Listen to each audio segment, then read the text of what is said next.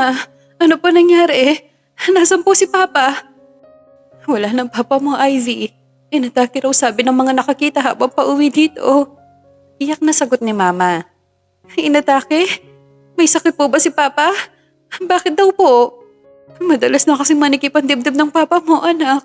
Dahil siguro sa init ng panahon.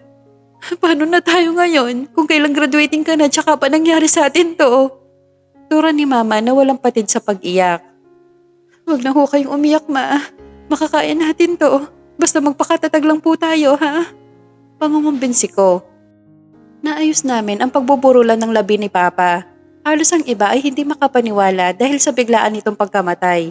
Pero kailangan kong maging matatag para kay Mama. Ako na lang ang inaasahan niya. Mabuti at kasama pa namin ang pinsan ko na anak ng kapatid ni Mama. Dito rin kasi ito nakatira. Halos 2 araw na mula nang mamatay si Papa. Pero nagulat kami nang sa pang-4 na araw niya ay may mga kalalakihan na dumating. Mga panay nakaitim ang mga ito at mukhang hindi sila nagpunta dito para makiramay. Pinagtitinginan pa nga ang mga ito ng ilang mga naroon dahil mga seryoso ang mukha nila.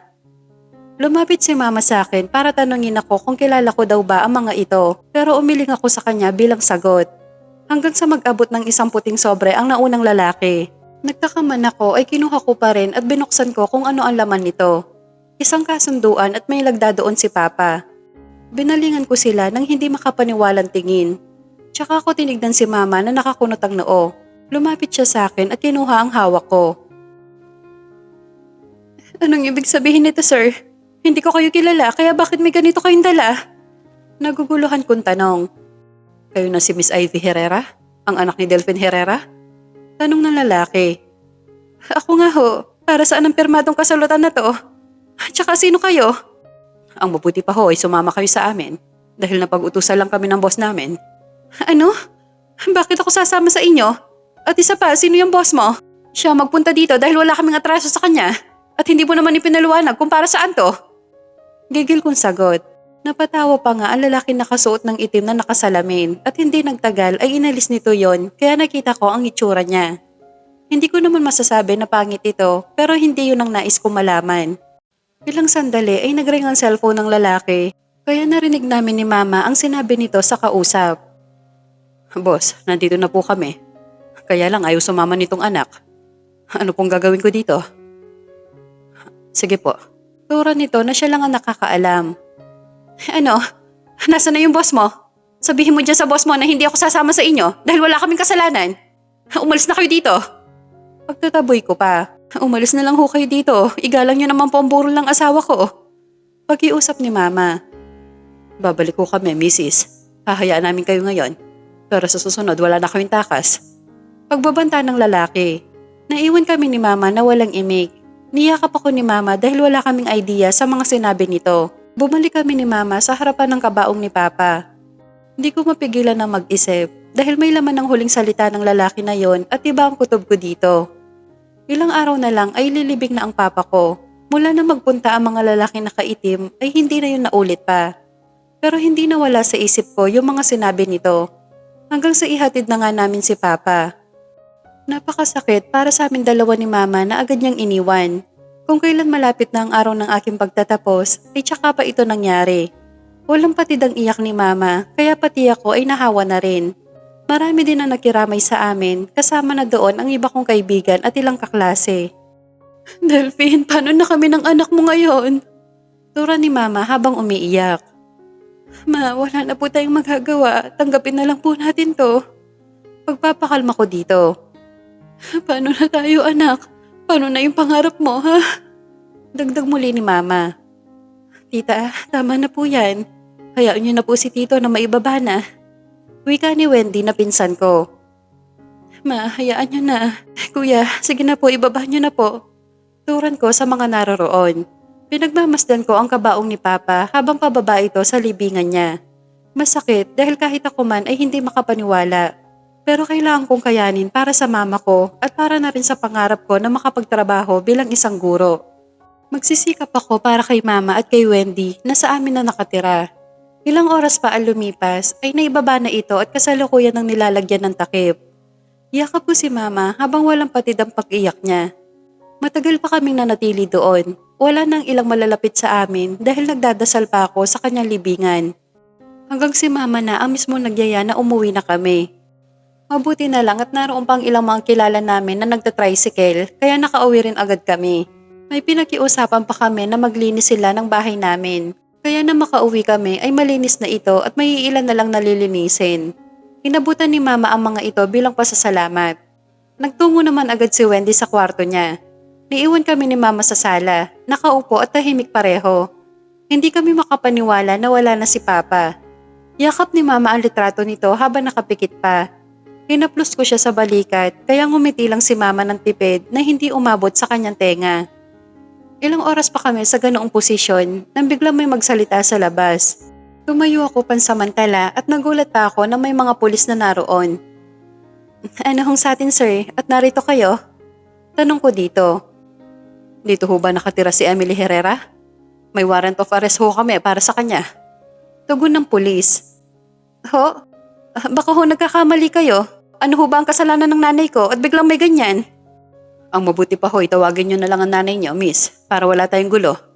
Wika ng pulis. Anong tawagin? Hindi ko nga ho alam kung anong kaso ng nanay ko, tapos darating kayo dito para kunin siya? Sino nagsampa ng kaso sa kanya, ha? Matapang kong tanong sa mga ito. Ano ba yan, Ivy anak? Bakit sumisigaw ka? Bakit may mga pulis dito? Ano bang hatin at narito kayo, sir? Magalang na tanong ni mama sa mga ito. Narito ho kami para arestuhin kayo. Sa kadahilanan na may nagreklamo na ang asawa niyo raw po ay may utang sa taong ito. At nabalitaan daw niya na namatay ang asawa niyo. Kaya ho kayo ang kukunin namin bilang danyos sa lahat ng mga utang ni Mr. Delfin Herrera. Mahabang tura ng pulis. Teka lang ho, sino po ba yan? Bakit ayaw niyo makipag-usap sa amin? Wala naman ho kaming alam sa mga utang ng papa ko. Didemanda namin kayo dahil wala kaming kasalanan sa inyo. Galit na wika ko. Paano ba to? Napag-utusan lang kami, misis. Kaya sumama na ho kayo. Dagdag pa ng pulis. Kung gano'n, dalhin niyo dito yung nagsampa ng kaso sa mama ko at sasama kami na maayos. Kung hindi, magkakahiyaan tayo dito. Sabihin niyo yun sa nagpapahuli sa mama ko. Gigil kunturan dito. Walang nagawa ang mga pulis kaya umalis na lang sila bigla. Pinagtitingin na kami ng ibang kapitbahay dahil sa lakas ng boses ko. Hanggang sa napahinga ako ng maluwag na makalayo ang mga ito sa bahay namin. Anong utang kaya ang sinasabi ng mga yon at kailangan pang ikulong si mama? Kailangan ko makausap ang lalaking nasa likod nito. Nagpalipas pa ng ilang araw pero wala na mga pulis na bumalik. Pati na rin yung mga lalaking nakaitim ay hindi ko na rin nakita dito sa amin. Siguro ay nagkamali nga lang sila kaya hindi ko na inisip pa ang mga yon. Hanggang sa sumapit ang araw ng aking pagtatapos. Wala man si Papa pero alam ko na masaya siya ngayon dahil nakapagtapos na ako ng kolehiyo. At ngayon ay pagbubutihan ko pa para makapagtrabaho sa magandang kumpanya. Para kay mama at sa pinsan ko na si Wendy. Masaya kaming umuwi dahil nagluto si Wendy ng konting pagkain para pagsaluhan namin. Pero hindi pa man kami nakakarating sa bahay, ay nagtaka kami ni mama dahil may mga magagarang sasakyan na nakahinto sa tapat ng aming bahay. Sino kaya yung mga yan, mama? Tsaka bakit nasa tapat ng bahay natin? Tanong ko kay mama. Hindi ko nga rin alam anak, baka nagkiparada lang. Handalian na lang natin para malaman natin dalawa. Yaya ni mama sa akin. Mabuti pa nga ho ma. Gutom na rin po ako Sana nakaluto na si Wendy. Wika ko pa kay mama habang nakangiti. Pero paglapit namin at nang makapasok kami sa bakuran ay agad akong sinalubong ni Wendy. Kita namin ang takot sa mga mata niya na parang ibig na niyang umiyak. Nagtaka pa kami ni mama kaya naman nagkatinginan pa kaming dalawa. Sabay tanong ko dito dahil bigla itong yumakap sa bewang ko na para bang takot na takot. Anong problema Wendy ha? Bakit parang takot na takot ka? Bungad kong tanong. Ate, may mga tao sa bahay. Kanina pa kayo hinihintay ni tita. Ang dami nila ate, nakakatakot. Sumbong nito. Ha? Sino daw sila? At bakit sila naririto? Singit na tanong ni mama. Basta po tita, hinahanap kayo. Tara na po sa loob, baka magalit pa sila. May mga baril po sila ate Ivy. Baril? Bakit may mga baril? Mga pulis ba sila? Gulat kong tanong. Basta ate, tara na sa loob para matapos na. Yaya nito sa akin. Nagpatianod na lang ako kay Wendy dahil hawak niya ako sa kamay. Si mama naman ay nasa likuran ko. Nakaramdam ako ng takot dahil hindi lang basta isa ang nasa loob ng aming bahay, kundi halos 7 katao na may mga baril sa bewang. May tumawag pa sa amin ni mama kung may problema daw, kaya napilitan ako magsinungaling na ayos lang kami. Niyakap ako ni Mama at si Wendy naman ay hinila ko sa aking tabi. Tumayo ang isang lalaki na medyo pamilyar sa akin. At bigla ko naalala ang lalaki na nagpunta sa bahay noong nakaburol pa si Papa. Nag-alis itong muli ng salamin tsaka namewang sa harapan naming tatlo. Ikaw? Ano na naman ang kailangan niyo sa amin, ha? Mahinahon kong tanong. Hindi ba't sabi ko sa inyo, babalikan ko kayo? Hinayaan lang muna ng boss ko na mailibing niyo ang tatay mo. At dahil nabalitaan niya na wala na, kaya pinapakuha na sa amin ang napagkasunduan nilang kabayaran. Tura nito sa akin. Ano na pagkasunduan? Wala kaming alam doon at si Papa ko ang kausap nyo. Hindi kami, kaya umalis na kayo dito. Ate, tignan mo, mukhang mga loan shark yan. Nakakatakot. Bulong ni Wendy. Grabe ka naman sa loan shark, Binibini. Hindi kami loan shark at legal ang trabaho namin. Kung sasama siya ng maayos, wala tayong magiging problema. Sambit ng lalaki. Bakit naman ako sasama sa inyo, ha? Hindi ko naman kayo kilala. Tsaka nung isang araw, pulis ang nandito at dinadakip si Mama. Ngayon ako naman ang kukunin nyo. Bakit? Pulis din ba kayo? Tanong ko pa. Ilang sandali lang ay may dumating na mga pulis kaya mas lalo ako nataranta. Pumasok ang mga ito sa loob ng aming bahay kaya nainis ako. Sandali! Bakit bigla-bigla kayong pumapasok dito, ha? Trespassing kayo lahat!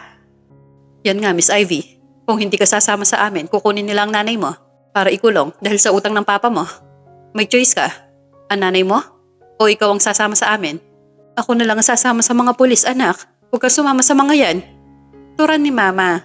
Hindi ako papayag, Ma. Wala nga alis dito. Kayo ang umalis. Sigaw ko pa. Ganon? Chief, kunin niyo na yung matanda. Men, let's go.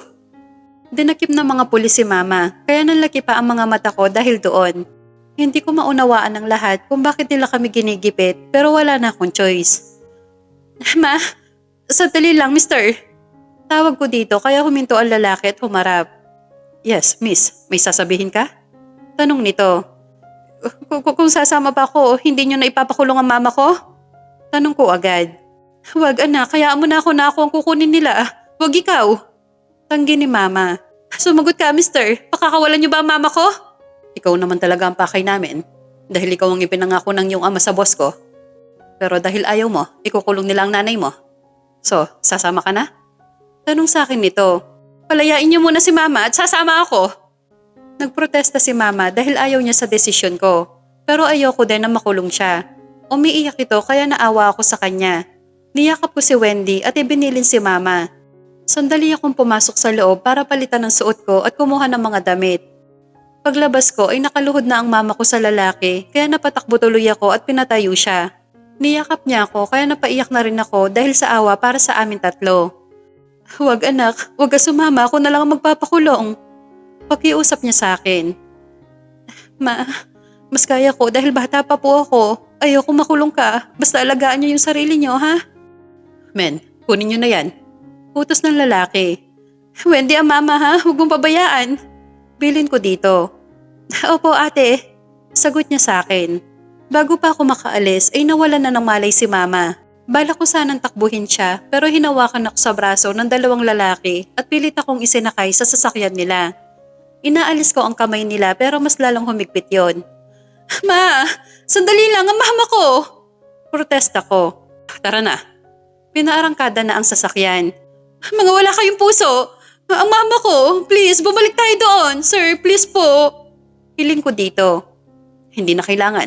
Mas mahalaga makauwi tayo dahil hinihintay ka na ng boss ko. Sambit nito. Wala na ako nagawa kundi ang umiyak ng tahimik sa loob ng sasakyan. Nagdasal ako ng taimtim para sa kaligtasan ni Mama. Magkikiusap na lang ako sa matandang pinagkakautangan ni Papa kung pwede ba akong umuwi para sa mama ko dahil hindi ako matahimik hanggat hindi ko nalalaman ang kalagayan niya. Ilang oras din kaming nasa biyahe at halos mahulog ang pangako dahil sa laki ng bahay na pinasukan namin. Parang palasyo sa sobrang laki at lawak nito. Naroon na napatingala ako nang makababa kami ng sasakyan. At ang luwang nito na halos kasing laki ng isang barangay. Inakay ako ng lalaking masungit kaya naglakad na rin ako. Kaya hindi ko napigilan na magsalita. Ang laki nito. Sir, ilan po ang nakatira dito? Di ko mapigilan na tanong. Boss ko lang, tsaka mga kasambahay. Kaya hindi ka makakaalis dito. Sagot nito sa akin. Wala akong balak gawin yon dahil kung ano man ang kasalanan ng papa ko, papakiusapan ko siya. Total, baka matanda na rin ang boss mo. Sagot ko dito kaya napahinto ang lalaki. Matanda? Sino nagsabi sa'yo na matanda ang boss ko? Tawang turan nito. Kung ganun bata pa siya? Di mas mabuti para mapakiusapan ko na kung pwede puntahan ko muna ang mama ko. Tugon ko dito. Napais ding ito at hindi na nagsalita pa. Napaisip pa ako kung bata nga ba ang amo niya. Mas madali ko makukumbinsi ito na umuwi muna. Total baka nga bata pa ito. Kaya medyo napahinga ako ng maluwag dahil nakasilip ako ng pag-asa. Pagpasok namin sa loob ay hindi ko alam kung saan ang tamang daan dahil sa lawak nito. Purong puti ang disenyo sa loob at ang mga nakasabit na mga display ay halatang hindi mumurahin. Mga hagdan nito na kulay ginto at ang mga vase na halos kalahati ng taas sa akin. May isang matandang babae na lumapit sa amin tsaka tumayo sa aming harapan. Nasa library po si Master, kanina pa po kayo hinihintay. Turan nito. Ganun ba? Salamat. Men, may iwan na kayo sa labas. Saad nito sa mga kasama kaya tumalikod na bandang huli. Siya ba ang anak ni Delphine? Tanong ng matanda. Kilala niyo po ang papa ko? Tanong ko naman dito. Huwag ka na maraming tanong, Manang. Sagot ng lalaki. Pasensya na po. Tayo na, naroon na si Master Miller. Pumunot na lang ang noo ko at sumunod sa lalaking masungit.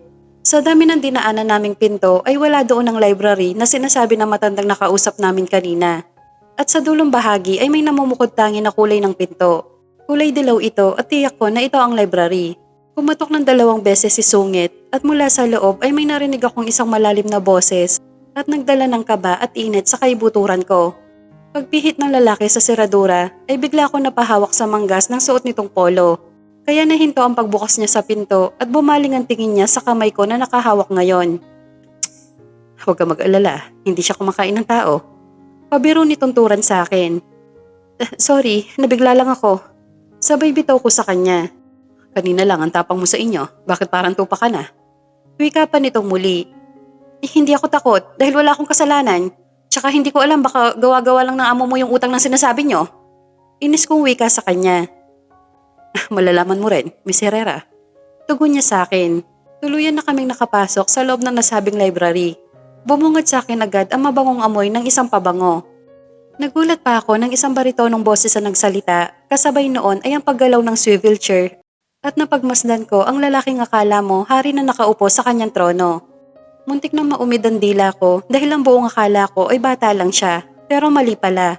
Naisip ko na paano ko to makukumbinse na mapapayag. Nawala ako sa konsentrasyon nang tumayo ang lalaki at ang tangkad nito halos balikat niya lang yata ako. Napakagwapo nito kaya natulala ako nang hindi ko namamalayan. So, ikaw palang anak ni Delphine Herrera. Tama nga ang tatay mo. Maganda ka. Wika nito kaya napapilig ako ng ulo. Ako nga. Totoo ba na ipinambayad ako ng papa ko para sa utang niya? Kung totoo man yon, pagtatrabahuhan ko yon. Basta hayaan niyo lang ako makauwi muna. Inatake ang mama ko, kaya kung pwede payagan niyo muna akong makita siya.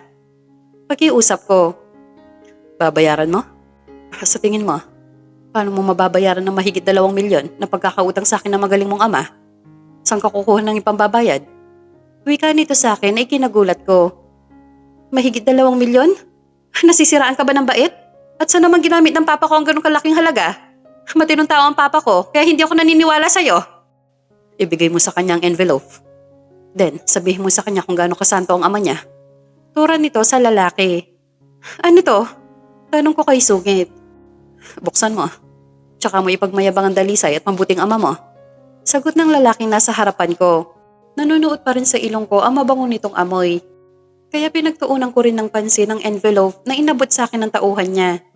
Nalaki ang mga mata ko nang bumulaga sa akin ang mga litrato ni Papa na may kandong na babae. Ang iba pang litrato ay nakangisi pa siya habang may hawak na pera. At marami pa, kaya nalambot ako. At ang huli ko nakuha sa loob ay isang selyadong papel at nang buksan ko ito ay naroon ang kanyang lagda na katunayan na ako si Ivy Herrera ay ipinambayad niya sa lalaking nasa harapan ko. Sa halagang mahigit 2 milyong piso. Napaiyak ako tsaka ko to nilukot. So, sabihin mo kung gaano kabuti ang iyong ama. Ikaw ang ginawa niyang kapalit sa mga pera nilustay niya sa aking kasino. Anong masasabi mo ngayon, Miss Herrera? Panguuyam nitong tanong. Paano nagawa ito ni Papa sa amin? Hindi, peki yan, mga sinungaling. Sigaw ko pa. Hugo, leave us. Mautiridad nitong utos. Yes, boss. Sagot nito. Akala ko ba matalino ka, Miss Herrera? Suriin mo nga mabuti kung peke ito o talagang mangmang ka rin gaya ng ama mo. Gate nito sa akin. Bastos ka! Hindi ako mangmang, mga manluloko kayo! Pero nagulat ako nang hatakin niya ako sa braso tsaka pigain yon. Tanda ng pagkaubos ng kanyang pasensya. Napapikit pa ako dahil sa sakit ng braso ko. Mukha na ubos ko yata ang pagtitimpi nito na hanggang ngayon ay hindi ko pa rin alam ang pangalan. Listen to me, stupid lady. Babayaran mo ang utang ng magaling mong ama sa akin? O ipapadambo ko ang nanay mo kasama ng pinsan mo? Nasasaktan ako, ano ba? Masasaktan ka talaga kung hindi mo ititikom yung matabil mong bibig. Aniya na may kasama pang sigaw. Anong ipambabayad ko sa'yo, ha? Tanong ko pa. Anything. Basta kung anong ipagawa ko sa'yo, sundin mo. Ngayon lumayas ka sa harapan ko. Hugo! Tawag nito sa lalaki. Bumukas naman ang pinto at tinuluwangan nito si Sungit. Hinawakan ako nito sa braso tsaka ako hinila palabas ng naturang library. Na makalampas kami sa 4 na pinto, doon ay binuksan nito ang isa at pilit akong ipinapasok doon. Masasabi ko mas malaki ito kaysa sa kabuuan ng bahay namin. Maganda at masarap sa mata ang kulay nito. Iniwan na lang ako doon ni Sungit, bitbit ko pa rin ang bag ko na may laman ng aking mga damit. Mabilis na lumipas ang buong araw, isang marahan na katok ang aking narinig. Nang buksan ko ang pinto ay si Manang pala. Inabutan ako nito ng ternong damit kaya inabot ko naman ng may paggalang. Nang iladlad ko ito ay uniforme pala. Yan daw ang isusuot mo, iha, utos ni Master Miller. Wika nito sa akin. Miller po ang pangalan niya? Salamat ko dito, Manang. Turan ko sa matanda. Magbihis ka na at para sabay na tayong bumalik sa komedor. Hihintayin kita dito. Saad nitong muli kaya hindi ko na isinarado ang pinto at agad ako nagtungo sa banyo. Nang makapagpalit ako ng damit ay kinuha ko din ang aking lumang cellphone tsaka ko hininaan ang tunog nito. Sumama na ako palabas at hindi ko pa rin maiwasan na humanga sa ganda at gara ng buong mansyon. Pagdating namin sa komedor ay nagluto na si Manang kaya tumulong na rin ako. Ito ang kabayaran ng pagpapakasasa ni Papa sa sugal. Ako na ang nagluto ng putahe para sa lalaking mayabang na kung tawagin ni Manang ay master daw. Ilang oras lang ay nakahain na din kaming dalawa. At nagulat ako dahil may kasama na itong babae na mukhang sopistikada. Kinalabit ako ni Manang kaya nagbaba ako ng ulo. Inasikaso na namin sila ni Manang. Pinuwi itong kumain kaya hindi ko maiwasang pagmasdan ng babae. Maganda siya kahit na may kapayatan pa ito. At nang matapos sila ay inalalayan pa nga ito ng lalaking mayabang. Dinig ko pa ang tawanan nila kaya itinuloy ko lang ang paghuhugas ng mga kasangkapan. Maya-maya ay narinig ko na tumatawag ang babae kaya madali akong lumapit. Ano pong kailangan niyo, ma'am? Kuha mo nga ako ng tubig? Bilisan mo, ha? Ayoko na mabagal. Mataray nitong utos. Sige, sandali lang. Sagot ko naman. Sandali. Pigil nito sa pag-alis ko. Bakit? May kailangan ka pa ba? Tanong ko muli. Bastos ka makipag-usap sa akin. Mamang itatawag mo sa akin at matuto kang gumalang. Galit nitong wika. Naintindihan ko po, ma'am. May iutos pa ba kayo? Wika ko pa. Wala na. Alis! Napailing pa ako nang umalis sa harapan ko ang antribidang babae. Maganda lang pala ang palabas na anyo nito pero bulok din ang budhi. Pati ang lalaki na mayabang ay hinayaan lang akong ganunin ng bisita niya. Basta mayayaman ay akala mo hawak na nila ang mundo. Nakita ko nakatingin sa akin si Manang. Ano ho ba ni Master yung masungit na babae na yon, Manang? Nobya niya ho ba yon? Tanong ko agad. Si Claudia? Naku hindi, ganyan talaga yan kung makaasta. Akala mo asawa niya si Master. Tugon nito sa akin. Ang sama ng ugali.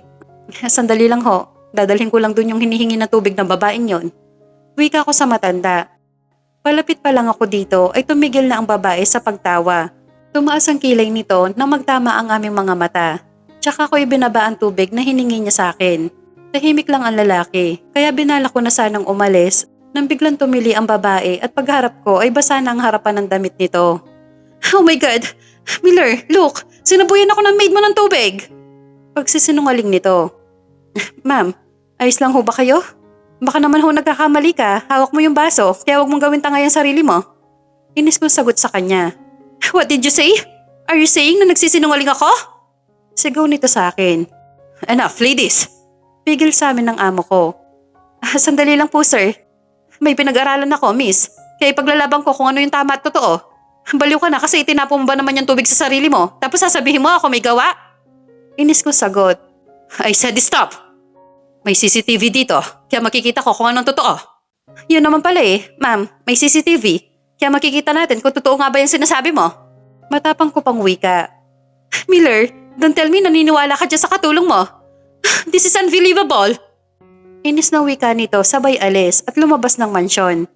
Naiwan kaming dalawa na nakatingin dito habang nagmamarcha palayo. Nang biglang tumingin ito sa akin, kaya ako napatingin din dito. Humarap siya sa akin tsaka ako kinausap. Bisita ko yung babaeng binastos mo, Miss Herrera. Hindi mo dapat sinagot-sagot yung tao. Sir, hindi ko siya sinagot. Nasa tama ako kaya wala akong kasalanan. Sinungaling yung bisita nyo.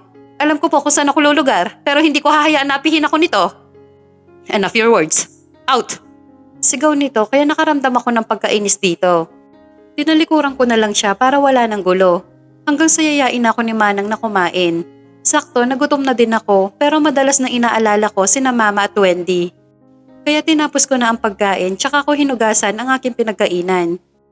Nagpaalam na ako kay Manang at nagtungo sa sarili kong kwarto at doon ko kinontak si Wendy para malaman ang kalagayan ni Mama.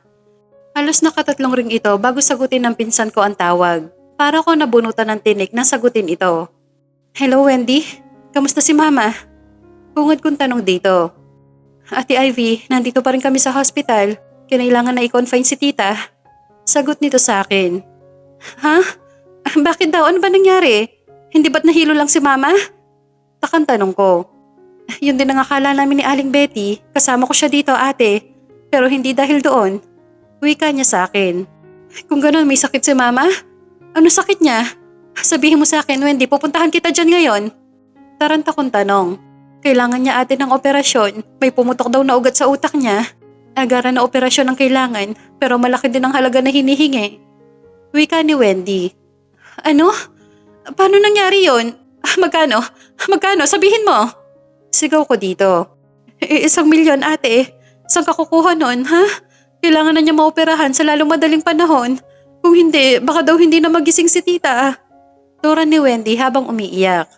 1,000,000? Ako na bahala. Tatawagan kita bukas, ha? Sabay patay ng cellphone. Napaupo ako sa kama habang umiiyak. Sapo ang dibdib ko. Nag-iisip ako kung bibigyan ako ni Sir Miller ng ganong kalaking halaga, gayong mahigit 2 milyon ang utang ng papa sa kanya. Paano na ito ngayon? Saan ako hihiram? Bahala na. Gagawin ko ang lahat para pumayag siyang pahiramin ako. Pinalis ko ang aking luha at naligo muna. At nang matapos ako ay nagtungo ako sa taas para kausapin si Sir. Huminga pa ako ng malalim bago kumatok sa pinto. Nagdadasal ako na sana ay mahabag siya sa akin. 3 katok at bumukas ang pinto. Natulala pa ako dahil nakatapis lang ito ng tuwalya at basang-basa pa ang buhok ni Sir. Simple ko pang pinagmasdan ang maganda nitong katawan sabay lunok ng laway. Tapos ka na bang pagnasahan ako? Anong kailangan mo? Gabi na, Miss Herrera. Tanong nito kaya medyo nakaramdam ako ng hiya. Sir, pwede pong pumasok? Tanong ko pa. Come in. Tipid nitong sagot. Sir, makikiusap po sana ako sa inyo kung pwede pong humiram ng pera. Babayaran ko rin po. Kailangan lang po ni Mama ng operasyon sa lalong madaling panahon. Pakiusap ko dito. Hihiram ka ng pera? Paano mo babayaran? May utang pa ang ama mo sa akin na humigit 2 milyon, hindi ba? Tugon nito sa akin. Naglakad dito palayo para magsuot ng damit. Simpleng sulyap naman ang ginagawa ko para hindi niya ako mahuli na nakatingin sa malapandisal niyang abs. At nang makapagsuot na siya ng damit, ay lumapit ito sa mismong harapan ko. Kaya nanonood sa ilong ko ang mabango niyang sabon. Sige na po sir, para po sa mama ko naman po yung pera. Pakiusap ko muli. Pag-iisipan ko pa, Miss Herrera. Pwede ka na lumabas. Saad nito sa akin. Sir, kailangan niya na po maoperahan. Baka po hindi na siya magising. Sige na po sir. Ulit ko pang muli. Labas na, Miss Herrera. Ayoko nang matigas ang ulo. Tura nito kaya lumabas na ako agad. Matagal pa ako nakatayo sa labas ng pinto ng kanyang kwarto. Napaiyak na lang ako dahil hindi ko alam kung paano ako makakakuha ng pera sa loob ng 1 linggo lang. Ang sabi ni Wendy ay may progress daw pero wala pa din malay si Mama. Similar naman ay hindi ako kinakausap. Parati din mainit ang ulo nito kaya natatakot din akong kausapin siya ulit. Mula nang tumawag ako kay Wendy ay hindi ko pa nakakausap itong muli. Kaya habang naglalaba ako ay biglang tumunog ang cellphone ko. Kaya agaran ko itong sinagot. Nabahala ako dahil umiiyak si Wendy, kaya huminga muna ako ng malalim bago ito sagutin. Nanginginig pa nga ang mga kamay ko nang itutok ko ito sa tenga ko. Hello Wendy? Mama, ano nalagay? Kabado kong tanong. Ate, asan ka na ba? Si tita kailangan na maoperahan, kung hindi mamamatay siya. Tugon nito sa akin. Ha? Bakit daw? Akala ko ba may progress na si mama? Litong tanong ko kay Wendy. Oo nga ate, pero mas lumala daw yung bleeding niya sa utak kaya nag-flat siya kanina. Ano? Bakit ngayon mo lang to sinabi sa akin? Sigaw ko. Ate, ang sabi mo kasi pupunta ka. Ilang araw na wala ka namang paramdam. Sige, kailan operahan si mama? Hihiram ako ng pera, gagawin ko ng paraan. Sa Lunes daw ate, dapat may iayos na yung mga papel. Linggo kasi ngayon kaya wala yung doktor. Sagot nito. Sige, ako na bahala. Babalitaan kita mamayang gabi o kaya tatawag ako sa iyo bukas. Wika ko. Pinutol ko na ang tawag kaya nabahala ako para kay mama. Kailangan na niyang maoperahan sa lalong madaling panahon. Pagbalik ko ng laundry area ay nakita ko si Sir Miller na papasok kaya sinundan ko ito paakyat sa kwarto niya. Malayo pa lang ay sumigaw na ako. Sir Miller, sandali lang po! Sigaw ko dito, buti at puminto siya. Anong kailangan mo? Suplado nitong saad. Sir, naririnig niyo po ba ako? Sir! Sigaw ko dito. Ha?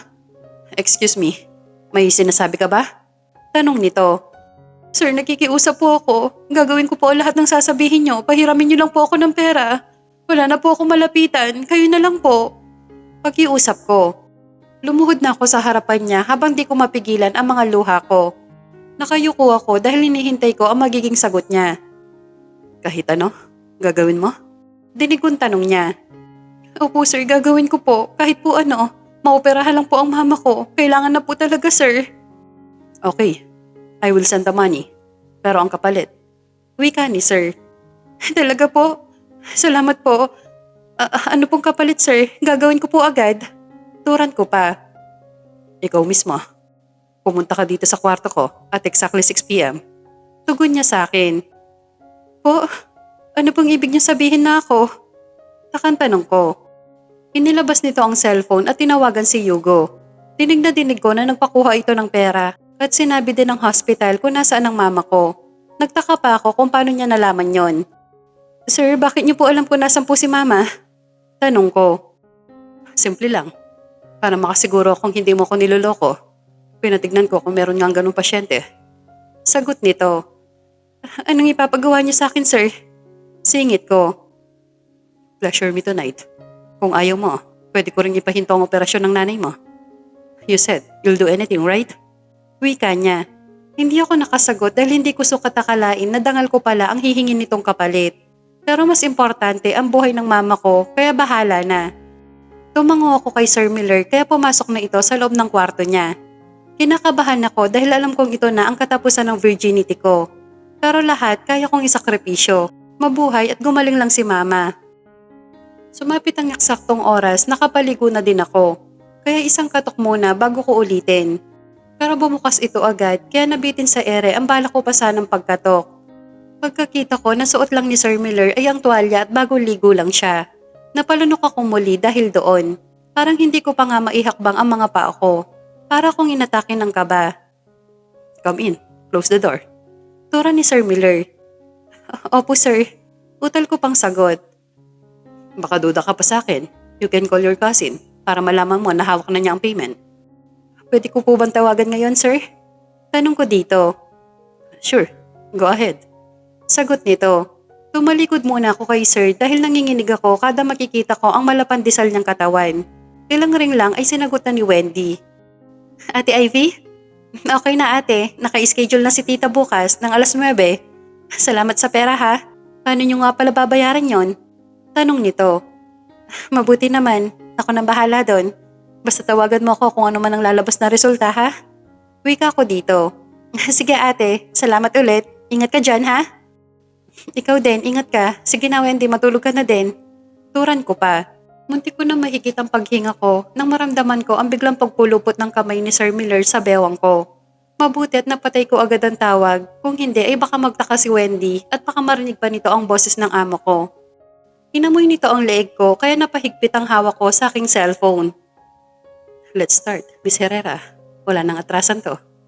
Dahil nasa kamay na ng pinsan mong hinili mong halaga. Kaya ako naman ngayon. Wika nito. Opo sir, hindi ko po nakakalimutan yon. Sagot ko naman. Good. Now, turn around and face me lady. Utos niya sa akin. Dahan-dahan pa akong humarap kay sir at hindi ko inaasahan na agaran niya akong hahalikan sabay hapit sa bewang ko. Kaya napahawak ako sa malapandisal niyang katawan. Para tuloy ako napapaso dahil sa lumulukob na init sa aking buong katawan. Ang galing niyang humalik. Nadadala ako kaya hindi ko na rin napigilan ang aking sarili at buong pag-uubaya kong ibinigay ang aking sarili. Ito ang kabayaran ng mga pagpapakasarap ni Papa sa sugal. Pati ako na sarili niyang anak ay ginawa niyang pambayad utang. Kaya para kay Mama ay gagawin ko ang lahat para lang mabuhay siya. Buong magdamag akong ginamit ni Sir Miller. Masakit dahil ito ang aking unang karanasan pero hindi ko pagsisisihan. Dahil mas mahalaga pa ang kapalit nito. Kaya ginawa ko ang trabaho ko. Pinaligaya ko siya ayon sa napagkasunduan naming dalawa. Nagising ako at naalala ko ang nangyari. Nabigla ako ng bangon kaya biglang sumidhi ang kirot ng aking maselang bahagi sa ibabang parte. Pinagmasdan ko ang aking sarili. May suot na akong malaking damit na alam ko kay sir ito. Ang bango pa nga kaya pinilit kong bumaba sa kama. Pero hindi pa man ako nakakatayo ay bumukas na ang pinto ng banyo. Naroon pala siya kaya naabutan niya ako nakahawak sa balakang ko at medyo nakatayo na rin ng bahagya. Medyo namula ako at nahiya dahil sa pinagsaluhan namin kagabi. Naalala ko rin na sa akin pala niya ibinuhos ang marami niyang katas. Kaya mo na bang maglakad? You can rest for a while. Wika nito. Kaya ko na po sir, lalabas na po ako. Sagot ko naman. No, you can stay. Aniya pa sa akin. Nakakahiya po kay Manang kung hindi ko po siya tutulungan. Magbabayad pa po ako ng utang sa inyo kaya dapat ako magtrabaho. Wika kong muli. Okay, if you insist. But I have an idea, Ivy. Sambit nito sa pangalan ko. Napatingin ako sa kanya dahil unang beses ko narinig na tawagan niya ako sa pangalan at doon ko na-realize na ang ganda palang pakinggan pag si Sir Miller ang nagsasabi nito. Napaupo ako ulit dahil masakit ang aking maselang parte. Pumasok ito sa kanyang walk-in closet at nang mawala ito sa paningin ko ay tumayo ako ulit at pinilit na maglakad. At nagawa ko naman ng dahan-dahan hanggang sa makaabot ako ng pinto at tuluyan na rin ako lumabas. Masakit at mahapdi ang maselan kong parte. Para lalagnatin pa yata ako dahil sa laki ba naman ng alaga ni Sir. Ganun pala ang pakiramdam nang mawala ang iniingatan mong pagkababae. Naligo ako para lumabas at makatulong sa gawaing bahay. Kahit na masakit, ay dapat ay gawin ko pa din ang trabaho ko para makabayad sa utang kay Sir Miller. Bakit naman kasi ang gwapo ni Sir kagabi, mabuti na lang at napigilan ko ang sarili ko na maglabas ng ingay, kung hindi nakakahiya. Manang, si Ivy, bumaba na ba? Baka magpahinga yon, hayaan nyo na muna. Napagod kagabi sa pinagawa ko. Dinig ko pang wika ni Sir Miller. Kaya ko na po sir, tutulong po ako dito. Tugon ko at lumakad ng dahan-dahan. Ikaw ang bahala. Mauna na ako, Manang. Baka umuwi din ako, may sasadyain lang ako doon. Paalam pa nito sa matanda na ikinatango ng huli. Naiwan kami ni Manang kaya nagtuloy ako sa kusina at nagpunas ng mga gamit doon. Mga 3 oras na rin ako sa paglilinis nang biglang makarinig ako ng mga yabag. Pagharap ko ay si Claudia. Nakataas pa nga ang kilay nito sa akin pero hindi ko naman ito pinapansin. Ipinagpatuloy ko ang aking trabaho dahil hindi ko naman siya amo at wala din akong panahon na makipagplastikan dito. Hoy, bulag ka ba? Nakita mong nandito ako, hindi ba? Ikuha mo nga ako ng inumin doon, muchacha! Utos nito pero hindi ko pinansin. Ma'am Claudia, ako na po ang kukuha ng inumin niyo. Dinig ko pang sagot ni Manang dito. Hindi ka ang inuutusan ko, siya! Babae, bingi ka ba? O siguro alam na ni Miller na kasalanan mo yung pagkabasa ko sa damit, hindi ba? Saad nitong muli. Ako na ho ma'am, may ginagawa po si Ivy. Turan muli ni Manang. Bingi ka ba? Lumapit ka nga dito? Sigaw nito kaya humarap ako at tumingin na parang bagot na bagot sa kanya. Kapatid niya ba mong tumingin sa akin ah? Baka nakakalimutan mong malapit kami ni Miller. Dagdag pa nito. Wala akong pakialam kung gaano pa kayo kalapit. Isa pa hindi ko ang amo ko at hindi mo Chacha ang pangalan ko. Turan ko sa babae. Bastos! Saad nito sabay sampal sa mukha ko.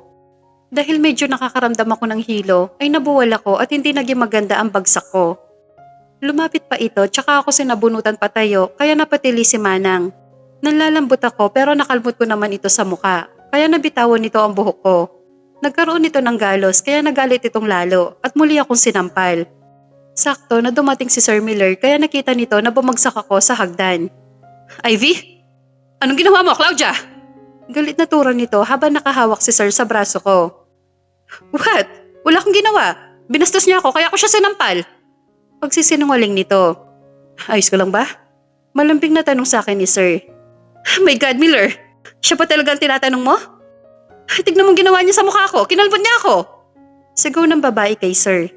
Enough. Leave her now. Puro gulo ang dala mo dito, Claudia. I already saw the footage. Get out! Pagtataboy ni Sir Miller. Pagsisisihan mo to. Banta niya. Don't you dare, Claudia. Kaya kong palubugin sa isang iglap ang kabuhayan niyo. Natahimik ito at agad na umalis. Balak ko sanang tumayo nang biglang magdilim ang paningin ko at nawalan ako ng malay. Ang huli ko na lang narinig ay ang pagtawag ni Sir Miller sa pangalan ko. Nagising ako na kisame agad ang bumungad sa akin. Pamilyar na kwarto. Kaya pala ay nasa kwarto ako at nakarinig pa ako ng nag-uusap na boses. Sina Sir Miller pala at palagay ko ay kaibigan niya itong doktor. Lagnat. Medyo mataas pero makukuha naman sa gamot. Pahinga lang, Cuevas. Hayaan mo muna, baka naman hindi mo tigilan. Sabi ng doktor kay Sir. I know, Lucio. Sige na, makakalis ka na. And thank you again. Wika pa ni Sir. Walang problema, basta ikaw. Tumawag ka lang. Mauna na ako. Dagdag pa nito kay Sir. Paglabas ng doktor na tinawag ni Lucio ni Sir, ay napatingin ito sa akin. Nakatitig lang siya tsaka lumapit ng marahan at naupo sa gilid ng kama ko. Okay ka na? Nabigla kasi kaya ayan. Sambit nito. Po, ayos lang sir. Hindi niyo kasalanan. Sagot ko dito. Anyways, mamaya papadalhan kita ng pagkain dito. Matulog ka muna. Naku, wag na po sir. Kaya ko na po magtrabaho. Ako na lang po ang bababa mamaya. Nagkipit balikat lang ito at tumayo tsaka naglakad palabas ng kwarto ko. Medyo namula pa ang pisngi ko dahil sa sinabi niya na bigla ako kaya nilagnat. Pinilit kong kumilos dahil may obligasyon ako at kailangan ko pang tawagan si Wendy. Malapit na ang 12:00, malamang ay tapos na ang operasyon ni Mama. Sa paglipas ng ilang araw ay naging maayos ang kondisyon ni Mama. Ang problema ko na lang ay kung paano ako lalapit muli kay Sir Miller dahil kailangan nang i-discharge si Mama kaso kinakailangan na naman ng pera. Isang gabing late na umuwi si Sir ay muli kong kinausap ito para sana makiusap ulit. Pera baka mo ulit? Hindi ba't maayos na ang mama mo? Para saan ang pera? Tanong nito. Pera po sana sa discharge niya, sir. Kayo na lang po kasi malalapitan ko, sir. Pwede po ba? Tanong ko pa. Magkano? Tell me the price. Wika niya. 100,000 po, sir. Sagot ko. Okay, ipapadala ko. Salamat po, sir. Anong oras po ako babalik mamaya? Tanong ko dito. What do you mean? May idadagdag ka pa ba? Para po sa bayad, sir. Sagot ko pa. Humarap ito sa akin at namewang. Katagal pa akong tinitigan bago nagsalita at lumakad ng paunti-unti palapit sa akin. Iniisip mo ba na yun ang hinihingi ko kapalit? May iba po bang option, sir? Ano po yun? Gagawin ko rin po para makabayad ako. Tumalik ko dito sa akin at may kinuha sa loob ng drawer niya. Isang papel at inabot niya sa akin. Nang abutin ko ito ay nagulat pa ako dahil wala na pala kaming utang sa kanya at pirmado na niya yon. Pirma ko na lang ang kulang at ayos na. Pero may pahabol sa baba. Mababayaran lahat ng humigit kumulang na 2 milyon kapalit ng pagpapaligaya ko sa kanya. Napatingin ako kay Sir dahil doon. Take it or leave it. Kung ayaw mo sa kasunduan, makakalabas ka na. Tura ni Sir Miller. I will sign it kung ito na lang po ang tanging paraan. Sagot ko pa. Good, you may go. And bumalik ka mamaya dito. Wika nito sa akin. Hindi ko alam kung matutuwa ako o hindi dahil wala na kaming utang. Pero katawan ko naman ang kapalit ng lahat. Napapikit ako ng mariin at nagbalik sa kwarto ko para maligo. Kinuskus ko nga ng mabuti ang buong katawan ko at sa huli ay natagpuan ko na ang sarili ko sa harapan ng kwarto ni Sir. Pumatok ako at mabilis na bumukas ang pinto. Kusa na akong pumasok at hindi rin nagtagal ay muli na naman niya akong inangkin. Habang tumatagal ay unti-unting nahuhulog ang loob ko kay Sir Miller pero hindi ko alam kung paano ito susupilin. Hindi bali na, basta iisipin ko na lang na mahal namin ng isa't isa para mas maramdaman niya ang pag-aalay ko ng sarili sa kanya. Ilang buwan pa ang lumipas ay naging ganun ang buhay ko sa bahay ni Sir Miller Cuevas, ang pinakamayaman na negosyante sa bansa. Nagpaalam ako dito na dadalawin ko si Mama. Halos mayakap ko siya dahil sa unang pagkakataon ay pumayag siya. Tuwang-tuwa ako kaya nang matauhan pa nga ako ay yakap ko pa pala si Sir. Natatawa naman ito nang mabilis akong kumalas sa kanya. Salamat po Sir, uuwi din po ako agad pag nakamusta ko si Mama. Turan ko dito. Sige, magpa-drive ka kay Hugo. Saan dito? Okay po Sir, thank you po ulit. Agad akong umalis at niyaya si Hugo. Pero paglabas ng sasakyan ay siya naman pagdating ni Claudia. Nakaramdam ako ng inis dito. Ang alam ko kasi ay hindi pa sila good terms ni Sir Miller. Malayo pa lang kami ay hindi na maalis ang ngiti ko sa labi. Kaya nang sumakto ang sasakyan sa gate ay bumaba na ako agad. Tinawag pa nga ako ni Hugo pero hindi ko na ito pinansin pa. Nakita ko agad si Wendy at nalaki pa ang mga mata nito nang makita ako. Sinugod ako nito ng yakap. Hinanap ko agad si Mama. Habang si Hugo naman ay malagkit ang tingin kay Wendy at ibinaba ang mga dala kong pasalubong. Hindi man lang ako tinulungan. Bulong nito na umabot din sa pandinig ko. Pasensya ka na Hugo. Si Wendy pala, pinsan ko. Ang Mama Wendy nasaan? Tanong ko. Nasa loob ate. Tulungan na kita, Pogi. Sagot nito sabay tingin kay Hugo. Iniwan ko na muna sila at pumasok sa loob. Naroon nga si Mama at nakaupo sa isang upuan habang may hawak na dyaryo. Ma, kamusta po kayo? Tawag ko sa pangalan niya. Ivy anak? Diyos ko anak, ikaw nga yan. Ako nga po Mama. Mabuti po at malusog na kayo. Kamusta kayo dito ha? Tanong ko pa. Matagal na kamustahan at nasabi ko na rin ang mga ginawa ni Papa. Noong una ay nabigla si Mama pero sa huli ay naintindihan niya na rin. Ang laki raw ng iginanda ko at bumilog ang katawan ko. Hindi ko sinabi ang totoo kong trabaho doon dahil alam ko mag-aalala siya sa akin. Halos kalahating araw kami doon at ayaw ko pang umuwi. Niyaya lang ako ni Hugo. Nang magpaalam ako ay nakaramdam ako ng pagkahilo pero baka sa pagod lang. Kumuhay pa ako kay Mama at Wendy at nang umandar na kami ay napasandal na lang ako sa upuan sabay hilot ng sentido ko. May problema ka ba Ivy? Tanong ni Hugo sa akin. Kanina pa kasi ako nahihilo. Baka dahil sa pagod ko lang. Tugon ko sa kanya. Sige, medyo malayo pa naman tayo. Kaya matulog ka muna. Uwi ka nito. Salamat. Nagising na lang ako sa isang marahan na tapik sa muka. Pagmulat ko ay nasa loob na kami ng mansyon. Nagulat pa ako dahil naroon pa rin ang kotse ni Claudia. Kaya bumaba na ako agad.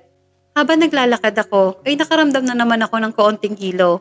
Kaya napahinto ako saglit. Pinalalayan naman ako ni Hugo sa braso at doon kami nakita nila Claudia at Sir Miller. Nakakunot pa ang noo niya kaya yumuko na lang ako at tuloy-tuloy na lumakad. Close pala ang tauhan mo at ang kasambahay mo, Miller. Dinig ko saad ni Claudia.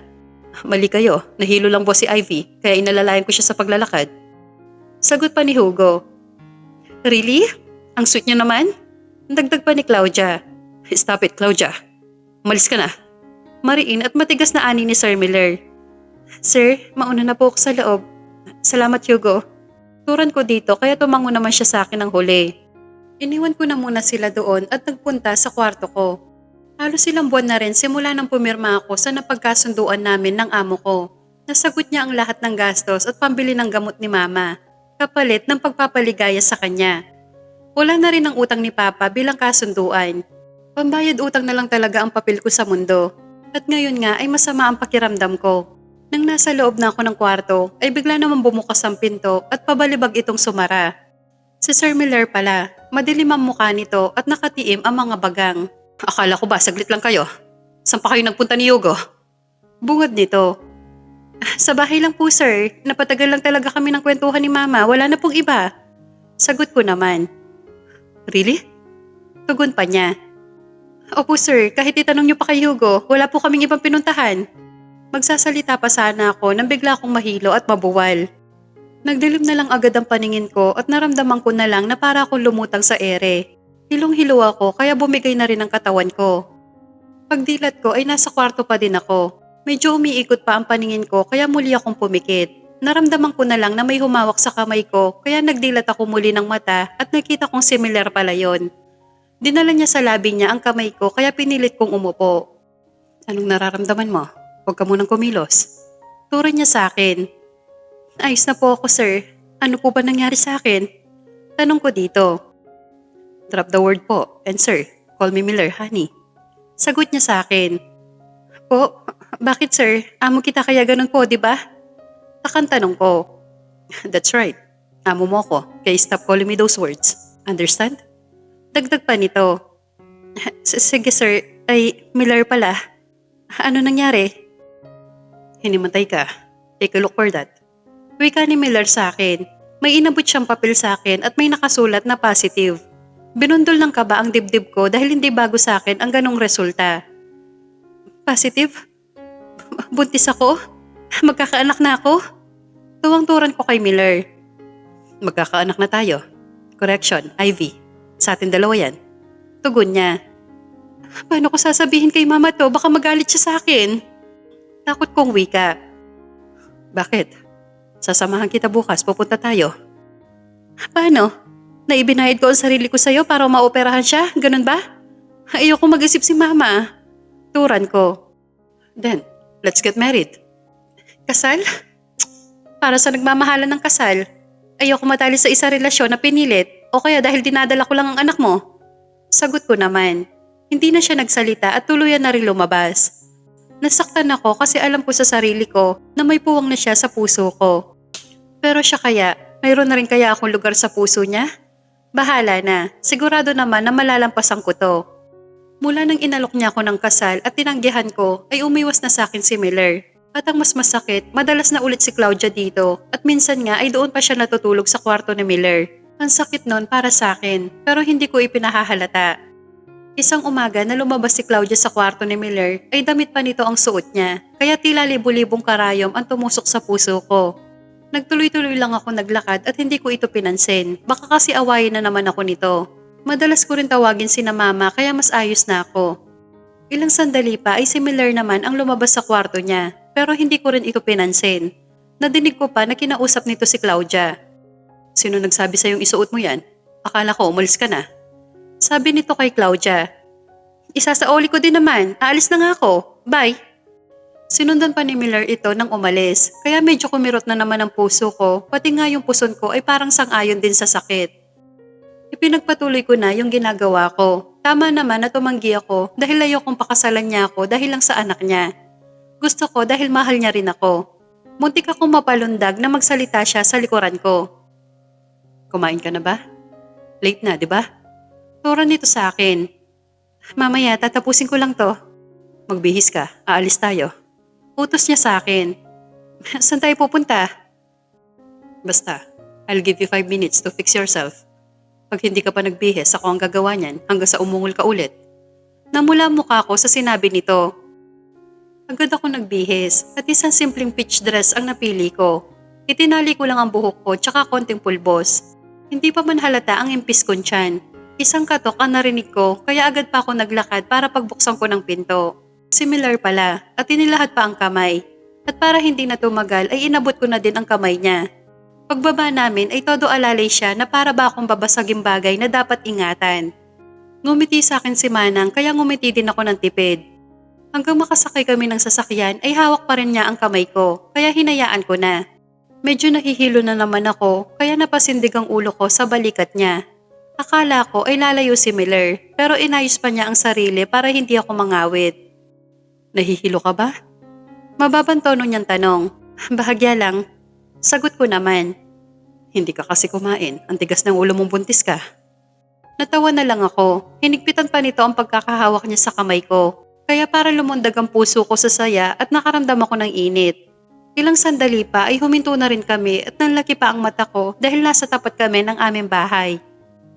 Let's go? Hinila niya pa ako. Bakit nandito tayo, Miller? Anong balak mo, ha? Tanong ko pa. Malalaman mo din mamaya.